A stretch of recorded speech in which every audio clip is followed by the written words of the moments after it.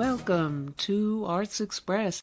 This is Prairie Miller, and on the show, Pacifica host and contributor to this show, Garland Nixon, on ideology, cults, oligarchs, and empires, and the way they can divide us up and keep picking our pockets.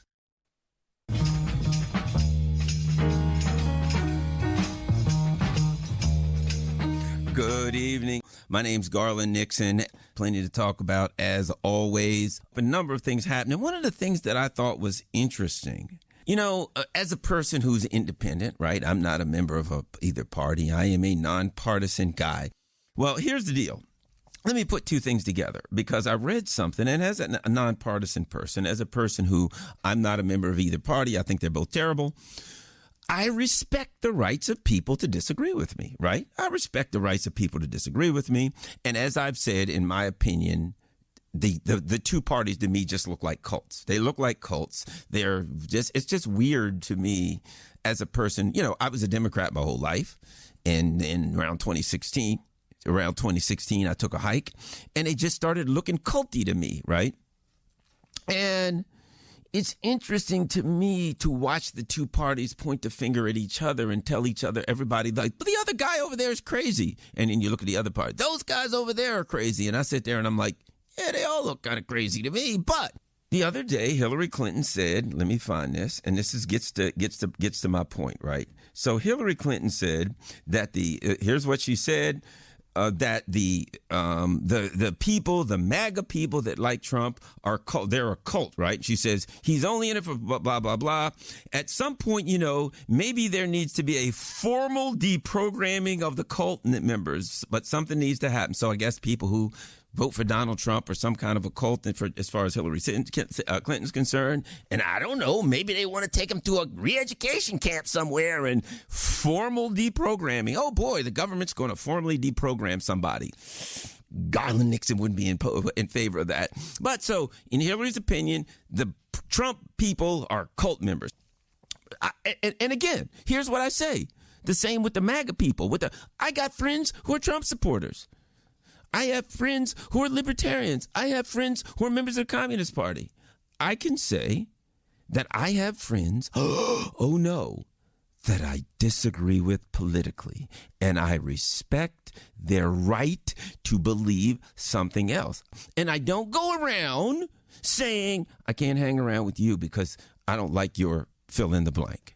I don't like your views on fill in the blank. Man, if we're going to hang out, if we're going to go fishing, if we're going to talk, if we're going to have fun together, let's do it. I don't vet people. And I find it interesting that Hillary Clinton says, yeah, the MAGA Trump people are a cult.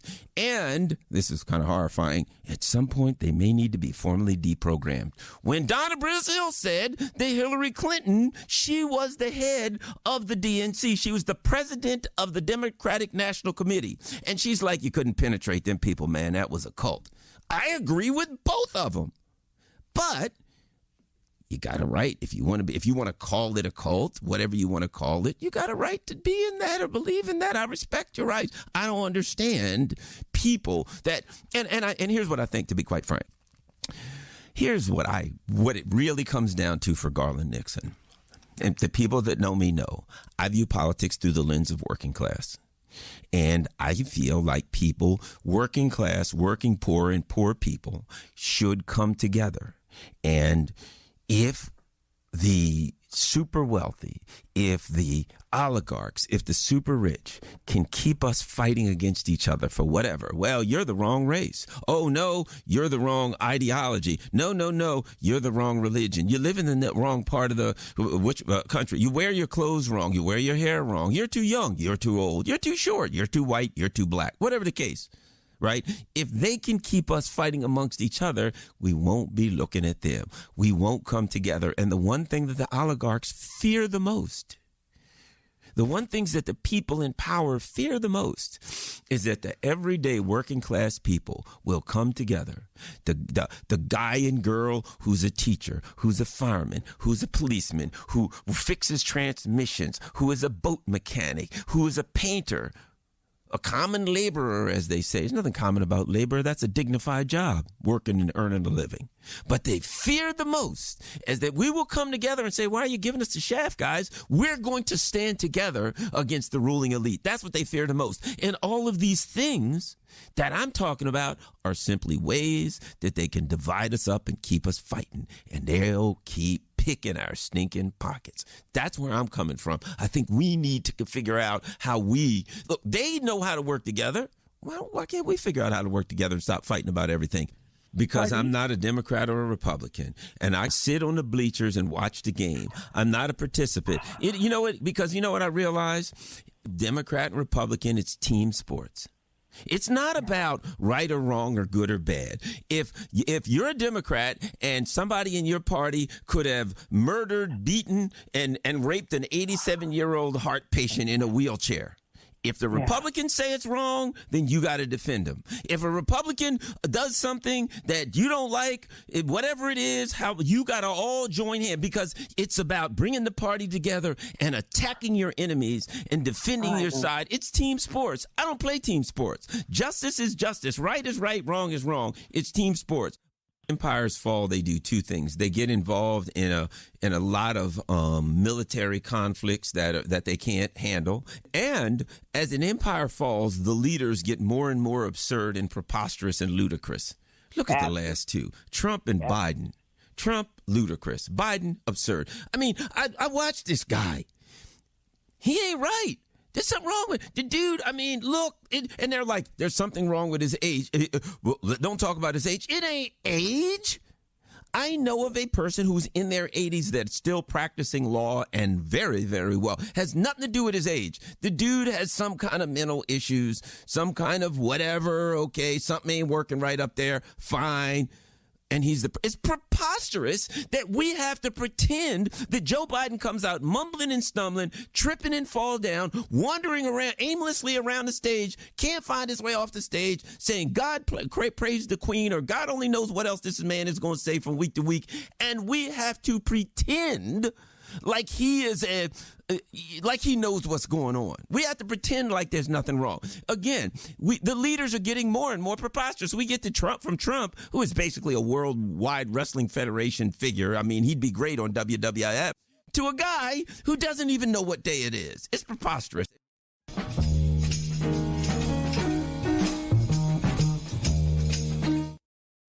And coming up next on Arts Express, actor, writer, show creator, and something called Moonlighting DJ. Among his many mysterious hats, Diallo RIddle is our guest to describe exactly what his latest venture, called One Song from Kevin Hart's Laugh Out Loud Network, with musicologist partner in crime Blake Robin, is all about. RIddle also talks about the strikes against Hollywood East and West, just before the writer's strike was settled and the actor's strike continues. Among the shows RIddle has written and starred in include Brothers in Atlanta, The Last OG, Blackish, and South Side. And here are some scenes from South Side, described as friends in down-and-out Chicago aiming to take over the world, but currently stuck in low-wage dead-end lives. Then we'll hear from RIddle and with his one-song collaborator, Blake Robin, somewhere in the background off mic. Life has dealt me some cards, but with this, I'm about to play a royal flush.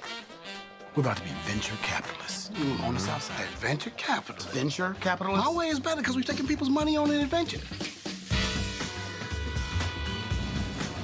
That's a nice little hustle. Dude, he's selling popcorn. Get your tongue out his butt. I damn. I diggity Dr. Jam while wiggly liggly loading up the cotton bag. We got popcorn for $1. Extra for some butter. All right, everybody settle down. Stacy, please stop popping that gum. Bruh, I'm gonna need you to either pick that afro all the way out or pat it all the way down. I don't want to see it in the middle, okay? That's a zaddy right there. He is too cute. Excuse me, sir. I'll be right with you, okay? I got to get mines, and I gotta go get this. Okay, officer, go get that. Let's do this with some cash. My name is Keisha. Yes, I went to Kenwood. Yes, I know Eddie Curry. We used to go together. Yes, I have a son. He is an elite basketball player, okay? Sis, in your paperwork, you have another son. Yeah, he likes science. I'm looking for blood.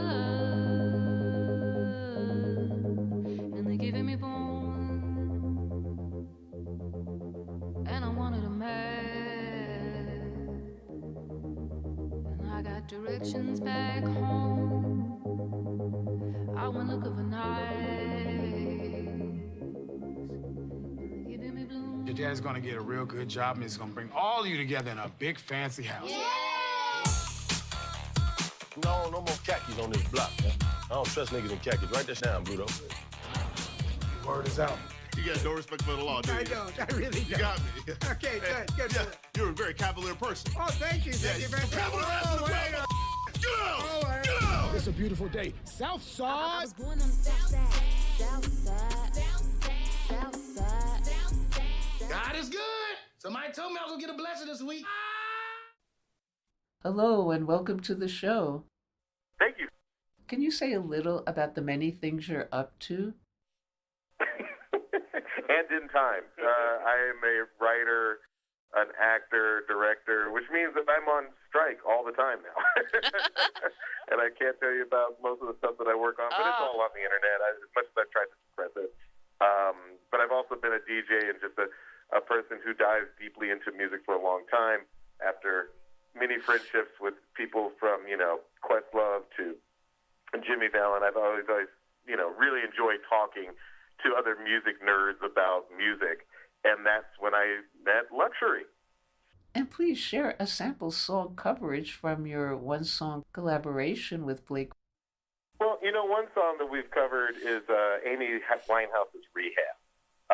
And as we do on every episode of One Song, one song exists, we break down one song, and we tell you how it was recorded, when it was recorded, what was going on in the world, who was involved with the recording, what music influenced it, and what music it influenced. So in the case of Amy Winehouse, we talk about the career that she had before Rehab, when she was considered more of a neo-soul singer and was working with different producers. And then we walk the listener into the environment where she, is working with Mark Ronson on this album that's going to break her huge in the world. And along the way, we play for our listeners the stems.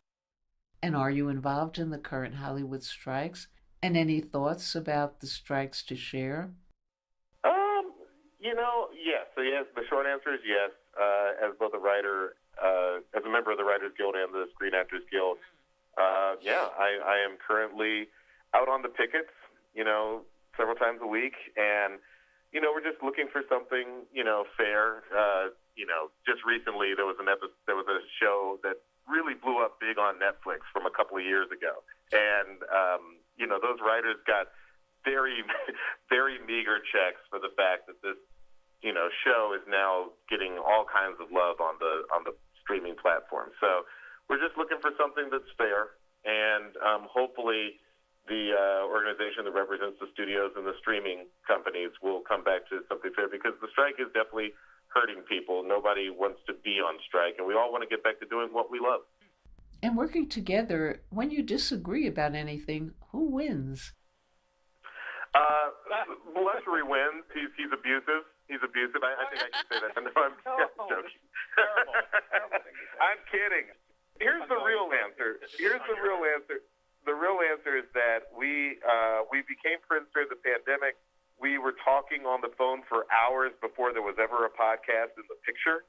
And there is so much stuff that we find that we both love and so much overlap that it really hasn't been, I don't want to sugarcoat anything, but it really hasn't been an issue of solving crises and arguments. It's been more like, okay, we love 30 things. What are the 10 that go into the next 10 episodes? That's really been the process up till now. And Diallo, what exactly is a moonlighting DJ?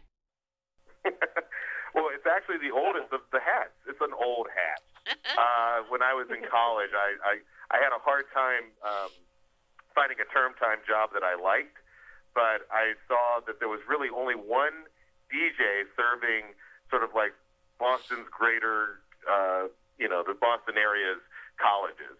And I was like, well, he's a really good DJ, so I see why he gets so much work, but maybe people will pay slightly less for a mediocre DJ. So when I started off, I was literally just DJing for anybody who would pay for me. But, like anything, I put in my 10,000 hours, so to speak, and eventually became a really good DJ, so that by the time I was a senior, I was actually the DJ and the other guy had graduated. That's the cool thing about being a DJ in a college environment. There's such a thing as, another DJ moving on with his life. By my senior year, I was like the DJ that people wanted to hire. And then when I moved out to LA, I worked in showbiz, but I still DJ'd on the side. In fact, I met my wife DJing.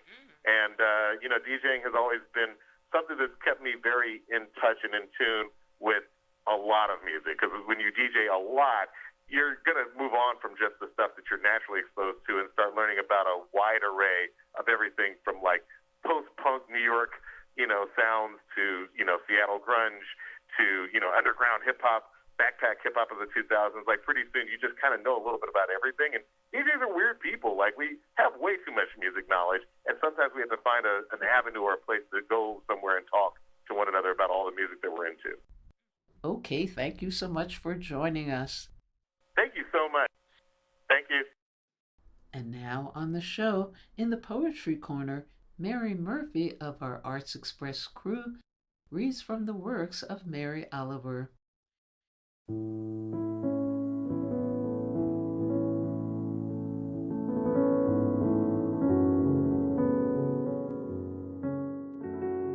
Hi, this is Jack Shalom. I find that as the cold weather comes on and the world seems ever more bleak, I enjoy turning to the poetry of Mary Oliver. Her poems of disappointment, hope, and eventual learning from the natural world can get me through to the next day. Oliver, born in Ohio in 1935, was enamored of the natural world, celebrating birds, the sun, and country life in general. But every once in a while, her poems included actual human beings, and those, to me, are her most interesting poems. Here, then, is Arts Express favorite, actress Mary Murphy, voicing a selection of poems by Mary Oliver. The sun. Have you ever seen anything in your life more wonderful than the way the sun, every evening, relaxed and easy, floats toward the horizon and into the clouds or the hills or the rumpled sea, and is gone? And how it slides again out of the blackness every morning on the other side of the world, like a red flower streaming upward on its heavenly oils. Say, on a morning in early summer, at its perfect imperial distance. And have you ever felt for anything such wild love? Do you think there is anywhere, in any language, a word billowing enough for the pleasure that fills you? As the sun reaches out, as it warms you, as you stand there, empty-handed. Or have you too turned from this world? Or have you too gone crazy for power, for things? When death comes. When death comes, like the hungry bear in autumn. When death comes and takes all the bright coins from his purse to buy me, and snaps the purse shut. When death comes, like the measle pox. When death comes, like an iceberg between the shoulder blades. I want to step through the door full of curiosity, wondering, what is it going to be like, that cottage of darkness? And therefore I look upon everything as a brotherhood and a sisterhood. And I look upon time as no more than an idea. And I consider eternity as another possibility. And I think of each life as a flower, as common as a field daisy, and as singular. And each name a comfortable music in the mouth, tending, as all music does, toward silence. and each body a lion of courage and something precious to the earth. When it's over, I want to say all my life I was a bride married to amazement. I was the bridegroom taking the world into my arms. When it's over, I don't want to wonder if I've made of my life something particular and real. I don't want to find myself sighing and frightened or full of argument. I don't want to end up simply having visited this world. The journey. One day you finally knew what you had to do and began, though the voices around you kept shouting their bad advice, though the whole house began to tremble and you felt the old tug at your ankles. "Mend my life," each voice cried. But you didn't stop. You knew what you had to do, though the wind pried with its stiff fingers at the very foundations, though their melancholy was terrible. It was already late enough, and a wild night, and the road full of fallen branches and stones. But little by little, as you left their voices behind, the stars began to burn through the sheets of clouds, and there was a new voice, which you slowly recognized as your own, that kept you company as you strode deeper and deeper into the world, determined to do the only thing you could do, determined to save the only life you could save. Wild geese. You do not have to be good. You do not have to walk on your knees for 100 miles through the desert, repenting. You only have to let the soft animal of your body love what it loves. Tell me about despair, yours, and I will tell you mine. Meanwhile, the world goes on. Meanwhile, the sun and the clear pebbles of the rain are moving across the landscapes, over the prairies and the deep trees, the mountains and the rivers. Meanwhile, the wild geese, high in the clean blue air, are heading home again.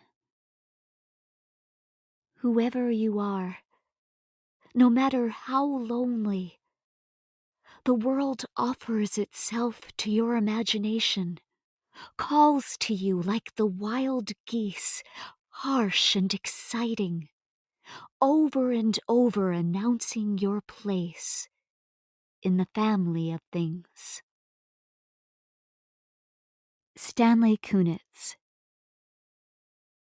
I used to imagine him coming from his house, like Merlin, strolling with important gestures through the garden, where everything grows so thickly, where birds sing, little snakes lie on the boughs, thinking of nothing but their own good lives, where petals float upward, their colors exploding, and trees open their moist pages of thunder.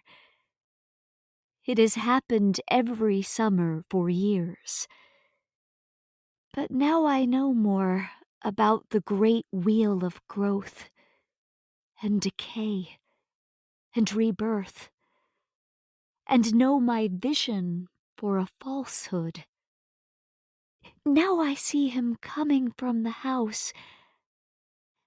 I see him on his knees, cutting away the diseased, the superfluous, coaxing the new, know that the hour of fulfillment is buried in years of patience, yet willing to labor like that on the mortal wheel. Oh, what good it does the heart to know it isn't magic. Like the human child I am, I rush to imitate. I watch him as he bends among the leaves and vines to hook some weed or other. I think of him there, raking and trimming, stirring up those sheets of fire between the smothering weights of earth, the wild and shapeless air. You've been listening to Mary Murphy, reading a selection of poems by poet Mary Oliver. This is Jack Shalom for Arts Express with host Prairie Miller. And next on Arts Express. Hi, this is the UK Desk, and my name is Brett Gregory. This evening we're going to explore Hollywood's up and down relationship with party politics over the years, while also focusing on one of the industry's great creative firebrands, Oliver Stone. Hello, my name is Ian Scott, and I'm Professor of American Film and History at Manchester University in the UK. My research specialisms are in Hollywood movies, the relationship between cinema and American political culture more widely, and the social, cultural and political history of California. So what was the catalyst that got you first into Hollywood and politics? The relationship of politics to movies has always intrigued me, and my own tastes had gravitated towards what were broadly termed political films a long, long while ago. Movies like Mr. Smith Goes to Washington, All the President's Men and JFK. But really, it all came together when I was a grad student studying California politics. I was interested in why people who'd never stood for office before would try to win election races at a very high level first time out, principally getting elected to Congress, in other words. The political scientist David Cannon wrote a really influential book for me and for my research at the time, and it was called Actors, Athletes and Astronauts. And in it, Cannon claimed there was mounting evidence that these were the routes to high office. In other words, people from the entertainment industry, sports stars, or people who'd done heroic acts of daring do. I applied Cannon's theory to my own research, looking at candidates in California during the 1970s, 80s and early 90s who wanted to run for the House of Representatives, the Federal House of Representatives. And before I knew it, I was implicitly predicting the rise of Arnold Schwarzenegger to the governorship of California. And this relationship between party politics and Hollywood, when did it first take hold, really? I suppose I'd make the claim that politics and the movies have always been inextricably linked, but really it was the 1930s, the Depression, that put that relationship into sharp relief. The Hollywood studios, as they were growing in stature and influence through the 20s, were always perceived as conservative, at least at the top, among the moguls. And those moguls who came west were interested in developing an archetypal American persona. So many were Republicans, and they imposed a pretty rigid conservative line in the studios. And remember, at this time, studio workers were beginning to unionize as we start to get into the 1930s. The moguls thought these were all going to make Hollywood a hotbed of left-wing politics and agitation. And that did happen. It's often forgotten that the 30s really were a period of deep unrest in and around the film industry. Quite a lot of strikes, quite a lot of agitation going on.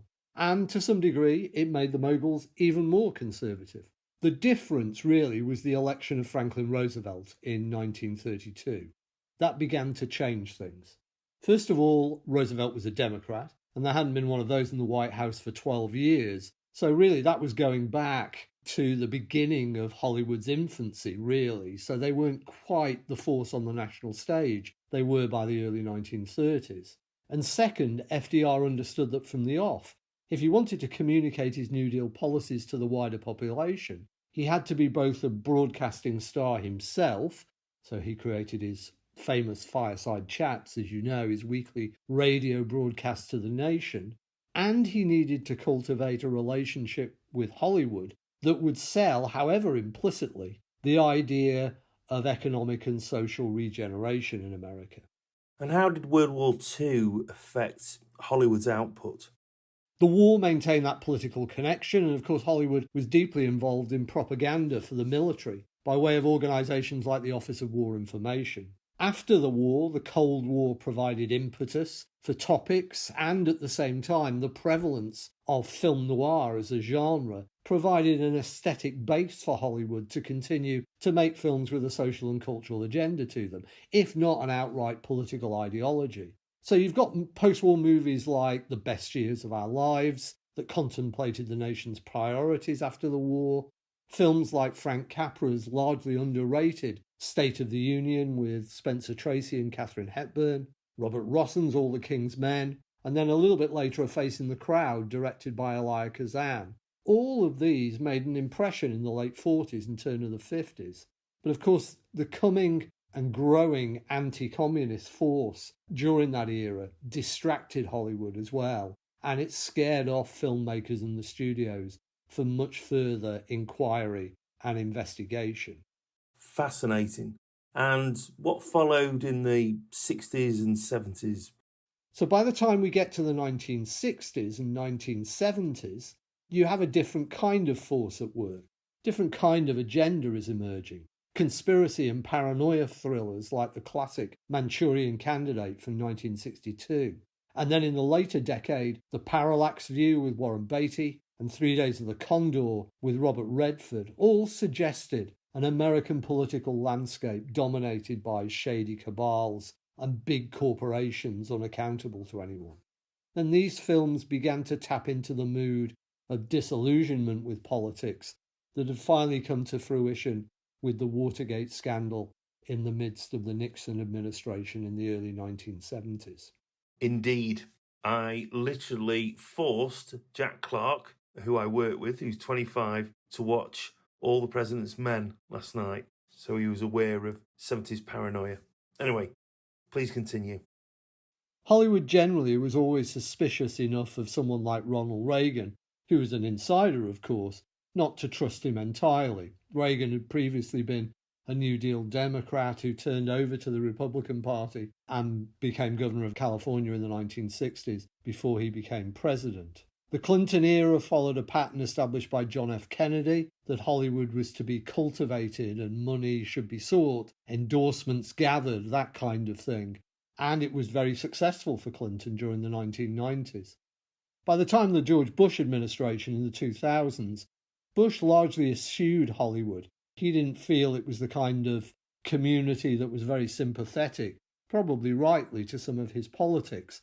Although in the immediate post-9/11 era, there was an unlikely alliance between the administration and the Hollywood studios and some of the unions like the Screenwriters Guild that tacitly supported the war on terror in the backdrop to 9/11. The Obama years brought in endorsements, even from those who'd resisted political involvement, so big celebrities, musical stars like Bruce Springsteen, who'd been very loath to support and come out publicly for candidates in the past, came forward for somebody like Obama, who it was thought was really going to change not just American politics, but really the whole of American life and American society at that time.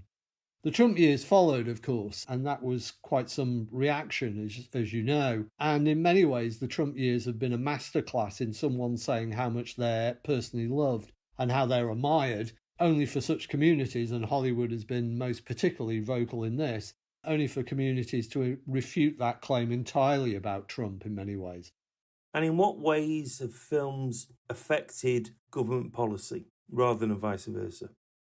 The wider political landscape has seen the exposure of things like American nuclear policy, for example, in a movie like The China Syndrome in the late 1970s starring Jane Fonda, a film that appeared around the time of the near-nuclear meltdown disaster at 3 Mile Island in Pennsylvania.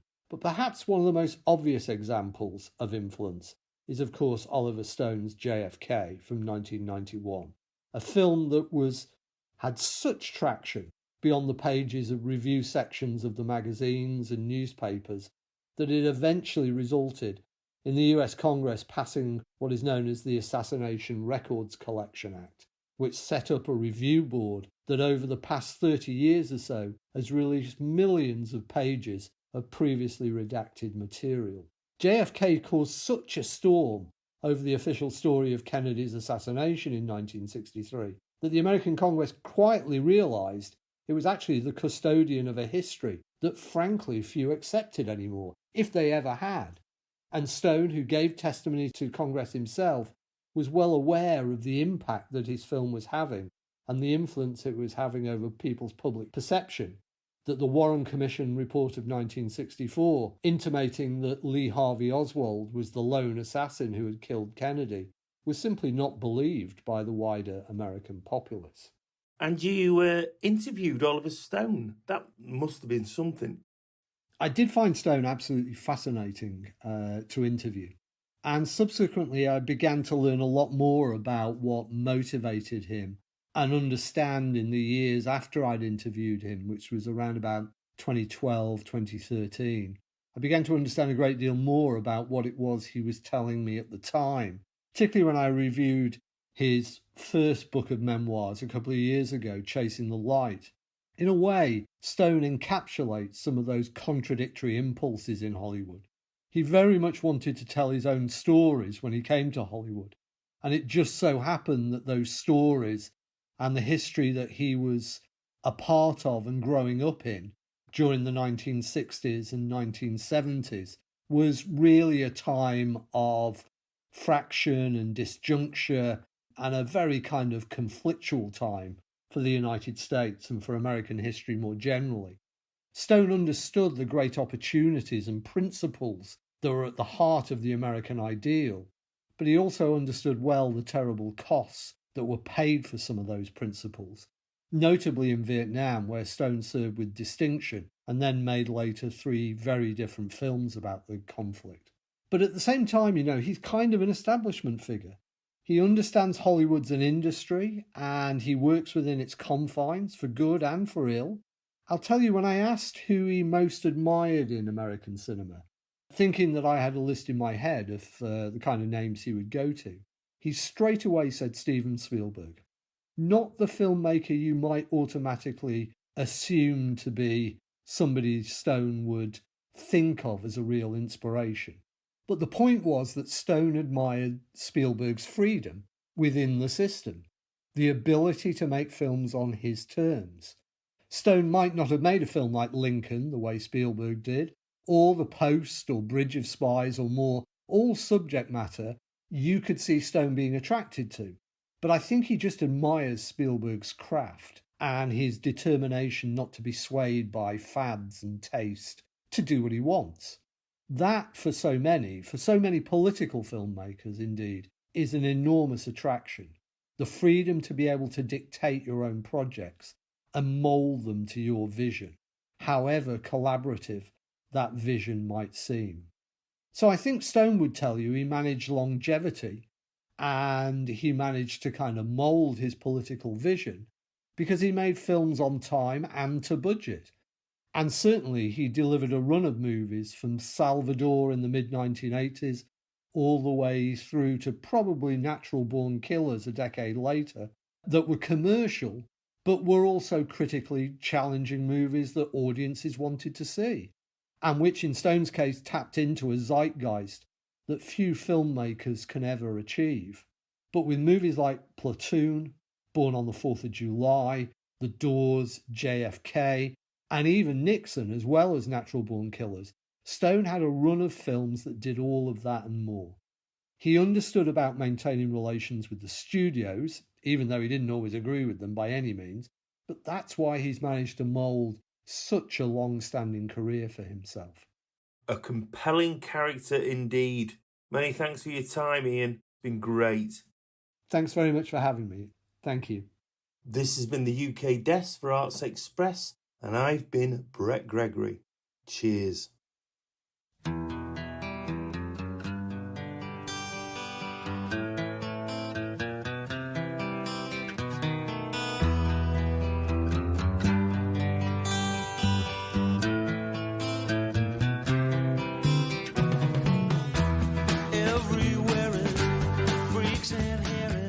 Yeah, hey, John Savage. If you're listening to this right now, you're way ahead of everybody else in the world. This is Arts Express with Prairie Miller, and she's had the courage to give a call to me, John Savage, and I'm grateful to be a part of what I consider to be one of our most important radio programs and networks we have available in this country today. So hang in there. All right.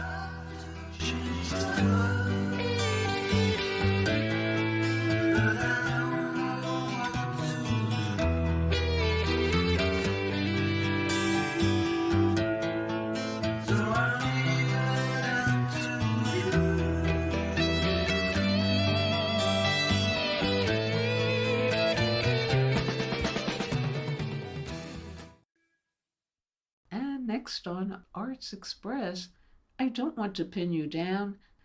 Yes, I do. We'll go out now with a new episode of the 9-Minute Nietzsche, and where we last left off as Peter Wise and Keegan Jelson face off down at the Red Star Cafe, grappling with the confounding mind of the elusive philosopher. Philosophy, as I have so far understood and lived it, means living voluntarily among ice and high mountains, seeking out everything strange and questionable in existence, everything so far placed under a ban by morality. The ice is near, the solitude tremendous, but how serenely all things lie in the light. How freely one breathes, how much one feels lies beneath oneself. So he was looking for scientific basis for this in physics. You mentioned. How did anybody actually support this as a scientist in the day? Well, actually, his notes weren't just published for quite a while after his death, correct? Yeah, well, initially they first see the light of day in the Will to Power volume, which is put together by his sister and Peter Gast, who was Nietzsche's friend. And Karl Schlechte, the head of the Nietzsche archive, eventually did confront Elizabeth Nietzsche over the fact that she was fabricating notes and fabricating letters of Nietzsche's. And, you know, as is widely known, she's somewhat of an infamous figure because she's sort of like a proto-Nazi. Yeah. And so she took a bunch of Nietzsche's notes and tried to present them in a certain way as a magnum opus. Now, Walter Kaufmann, who's the sort of preeminent translator of Nietzsche into English, he nevertheless publishes this, an English translation of Will to Power. And what he points out is that we have gone through and verified they are genuine notes in this volume, in the volume that, at least as he presents it. It's just the collection itself, the overall structure of it is not the organization. Yeah, I've heard that. Right. It's not as it was presented. But if you just use it as a reference book for Nietzsche's notes, and there's actually quite a few that have not been published in English, or that don't appear in that volume. It's called the Nachlass, which I forget the exact meaning, but it's sort of like the leftovers, right? Right. And in that Nachlass, we have, Nietzsche puts forward radical theories of time. He's very interested in the work of this physicist and philosopher of science, Boscovich, who was a Croatian. Croatian. Yeah. Yeah. And basically, Boscovich, in a way, was against corpuscular material atomism, right? That basically the idea that we have some sort of substance, indivisible substance at the base of reality. He wanted to instead explain all material phenomena in terms of forces, and thought that he could create an equation to explain how different forces express or manifest themselves at different, we could say, tempos or distances. A lot of it is above my head, but what the important thing is that what Nietzsche was exploring was really influenced by Neo-Kantians. A lot of people don't talk about this, but Nietzsche was a Neo-Kantian at the beginning of his career. And the Neo-Kantians, their fundamental attitude or orientation toward the sciences is that in the wake of Kant, and this idea that our senses are not reality as such, we have to approach the sciences from this perspective that we are only seeing the world as phenomena, so to speak. And so they did a lot of really interesting experiments and thought experiments considering how the sense organs of different organisms would perceive reality in different ways, and so on and so forth. And so Nietzsche is approaching the natural world from this same perspective at the beginning of his career, from this neo-Kantian perspective, of this sort of separation of being epistemically humble, we might say, being epistemically humble, and not just wanting to reduce everything to atomistic materialism, sort of thinking about, really going back in a way to the attitude of the pre-Socratic philosophers, like natural philosophers. Right. Yeah, Heraclitus, people who tried to come to a series of first principles metaphysics, right, to approach nature without any of the prior presuppositions that we might have now after centuries of accumulated knowledge. In a way, Nietzsche's trying to go back to that. And that's, I think, why, in his view, something like eternal return might not be so outlandish. Right. Now, can I interrupt for a sec? Sure. I don't want to pin you down. Well, yes, I do, actually. What do you think of, given your knowledge of science, which I think is probably formidable, but you won't admit it. You're familiar with quantum physics and all that sort of thing. How does that hold together for you? How do you conceive as to what he was trying to say and how much he actually believed in what he was saying when it wasn't supported by science at that time? But could it be supported by science at this time? I think that the short answer is no. I don't think it could be supported by science at this time in terms of actually proving something in laboratory conditions. But I would say that in terms of a lot of theories that have caught on recently, like string theory and brain theory, things like that. I mean, string theories, I know there's mixed opinions on it, but that really took the scientific world by storm, and there was no experiment you could do to demonstrate that. In a way, it is almost metaphysical, some theoretical physics. And I don't think you could ever... So George Simmel has famously refuted Nietzsche on this point that, if you try to prove eternal recurrence on the basis that all matter in the whatever form or iteration, configuration, right? All the matter in the universe right now is in a certain configuration, we could say. And that given an infinite amount of time, this is one of the avenues Nietzsche pursues in his notebooks, you could imagine that those configurations, every possible configuration of matter will be reached, but it'll also be reached an infinite number of times, and every sequence of every possible sequence of all those configurations will be reached an infinite number of times, which would mean every life as it is lived will be lived exactly so, an infinite number of times. The problem with this, I think even in Nietzsche's thought that kind of bothers me, is that wouldn't be you in any real subjective sense, right? Because it's a totality. Right, if another universe, if our universe dies and this leads to or collapses in on itself and there's another Big Bang or whatever the cycles of the universe might be, right, in this hypothetical model, and some new universe arises where there is somebody exactly like me living a life that is exactly like mine, it's still just a duplicate instance. It's not actually me having the same subjective experience again. Oh, I see what you're saying. So it's right. It's sort of that doesn't. It has a goal, in other words, which he was not goal oriented. He didn't believe in purpose, right? So. Right.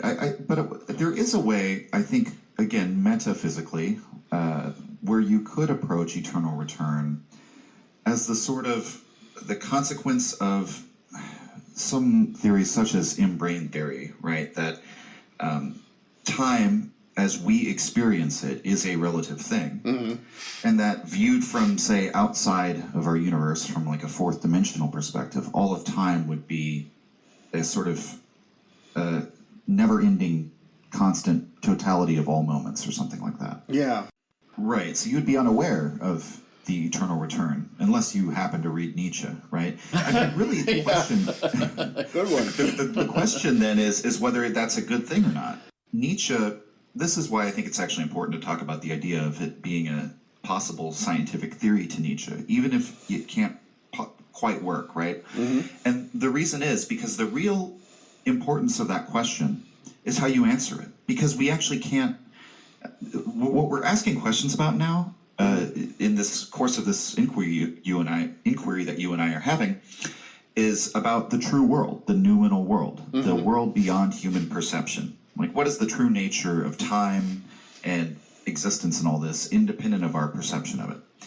And we can't know that. And so, in a way, by posing this question to us, Nietzsche is always going to pull out of you something that says more about you than about the world, right? And how you feel about the life that you've lived. So that's what it's the way that he talks about free will as well.